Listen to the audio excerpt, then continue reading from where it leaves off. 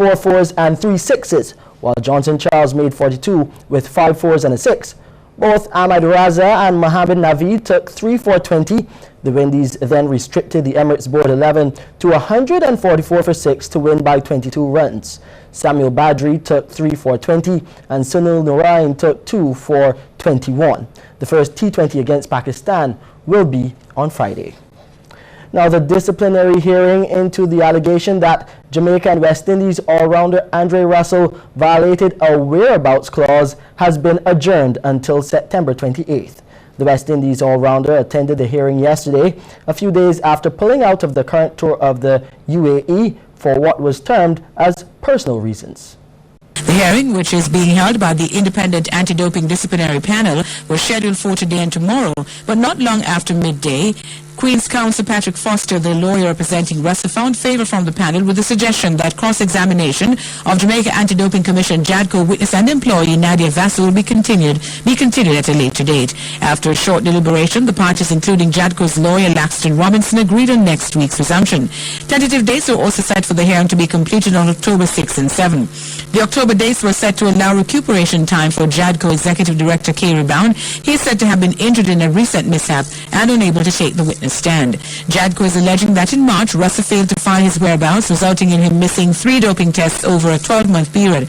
Under World Anti-Doping Agency WADA regulations, that constitutes a failed test.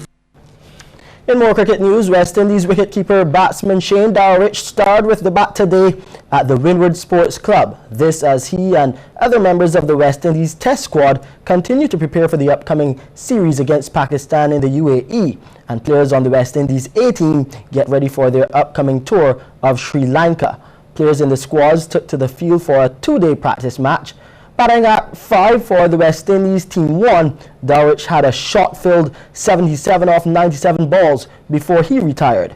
He shared a 59-run partnership with opener Rajendra Chandrika, who made 57. We pick up the match in the post-lunch session with the score on 99 for 3.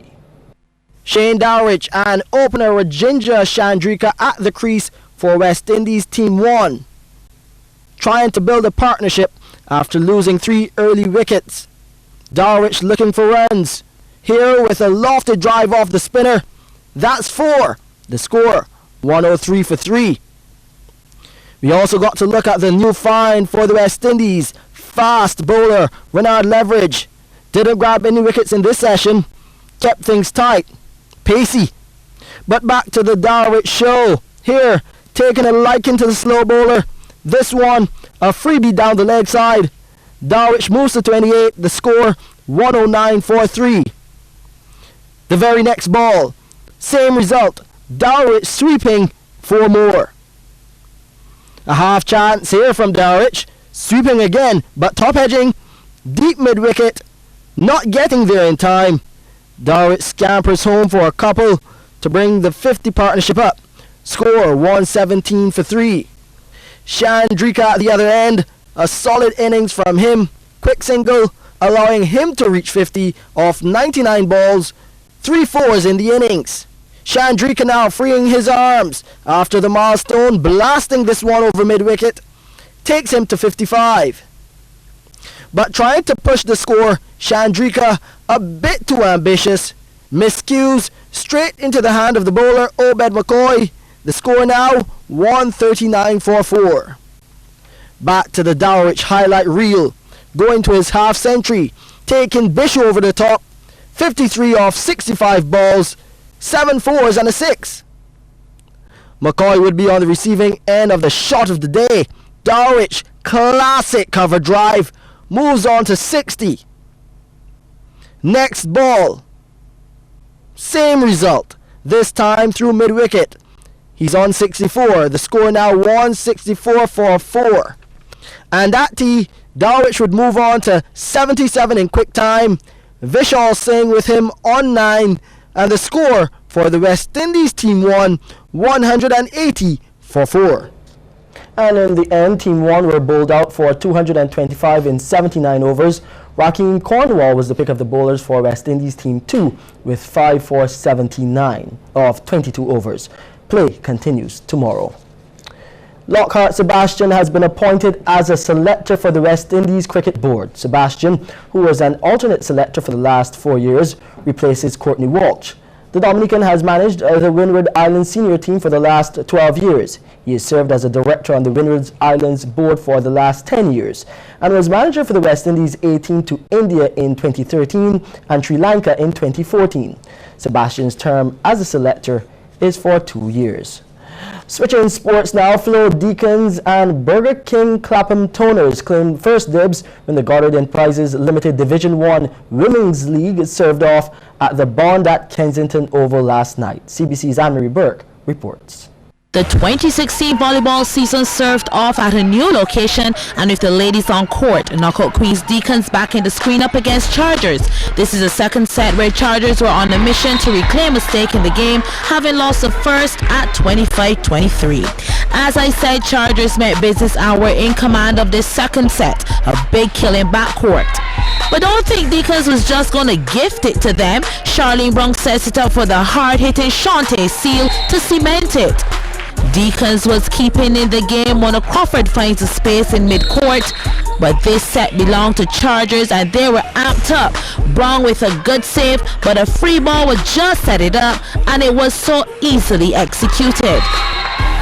So Chargers were able to make the game level. A nice block at the net to take the second set at 25-16.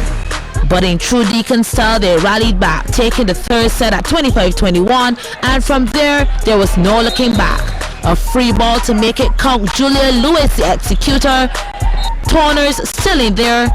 That was a quick fire response, but it would soon be signed, sealed, and delivered. The girls from Deacon start with a victory, 25-20 in that final set, to win 3-1. The night's second game featured Toners and Carlton, and like the first, it will be a 4-set decider. Carlton is back in the screen, and as you can see from these exchanges, the game was on. A good save by Toners, and then they offered Carlton a free ball, but not like they would capitalize. Blocked at the net. Toners take that point. Carlton with the serve. Toners picking it up well. A free ball. Make it count, girls, and sure enough they did. Aisha Maker dunked through backcourt. But Toners would respond with the very next play. Too hot to handle. Carlton would get their revenge. The ball kept in play, and then the mid-court players were floored. But it will be Toners who start their season on a winning note, taking the game 25-23, 25-20, 23-25, 25-21. Anne-Marie Burke, CBC Sports. Now, can anyone stop Warren Sports Club in the BABA First Division? Well, so far, 10 teams have tried and failed. Dover Chargers were the latest team to try their luck at the BCC Gym. CBC's Sean Green reports. Dover Chargers up against the unbeaten Warrens, and they were hoping to stop the Red Machine. Dyson Gill off to a good start for Dover, but that too was answered with a 3 from national player Peter Aline. Dover now, the no-look pass to the unmarked Sion Hillman, who sinks an early 3.